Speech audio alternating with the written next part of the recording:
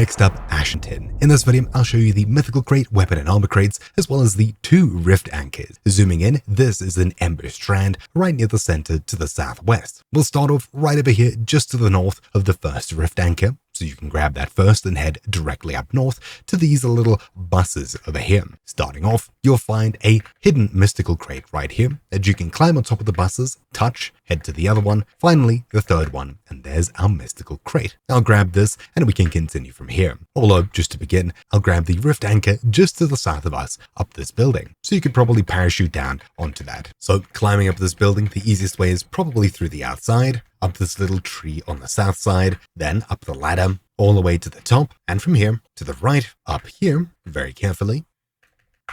Now, heading all the way up to the very top, another ladder, we've finally made our way to the rift anchor. So, activating this, and now to get the mystical crate in this same building, we'll head across to the east over here. So, from this building, we'll head east towards this big building, and we'll parachute across straight down here, where you'll see the mystical crate right below us. That's it, it's that simple. You can alternatively climb up at this building from the bottom, but it's just a lot easier from that far side if you just grab the rift anchor. So we'll hop down one more floor and grab this. Inside of it, we get these. Fantastic. From here, we'll head just up north to this building over here, and we should be able to parachute just to the north of us. So you'll see this big building over here, and we'll head just into this building here. Now, running around upstairs, you'll eventually find on the northwest corner this little clothing shop, and inside of it, the gear crate just sitting right here. So grabbing it, I get these items. Now we need to head out of this building and to the southwest point where you'll find a zip line. So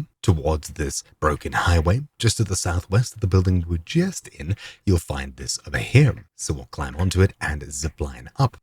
At the very top, you'll see straight in front of you, on top of the fallen over truck here, a weapon crate sitting just here. So we'll grab it and that's what we get from it. Now we'll head across to this big green building just to the northeast of here, and we'll come into the bottom where we'll find an elevator that takes us to the top. Alternatively, you can take the zip line, but even though I was on that, it seemed to have glitched me out and I landed at the bottom anyways. So inside of here, we'll call the elevator and wait for it to arrive. So there we go. We'll get in here, activate the elevator, ride it to the top, come out here, and you'll need to just zip line across to the next building here. As such, there we go. On top of here, you'll find a couple of zombies guarding yet another crate. This one is another weapon crate. So we'll grab this as such. And now finally, we'll head across to activate the eastern rift anchor over here where I have the quest. All the way to the far northeast by this rift anchor here, you'll find this large building. Head into this building, left up the stairs here, all the way to the top, then across through this room, and on the far side you'll find this, the last gear crate. We'll grab this, bam, there we go, that's what we get from it.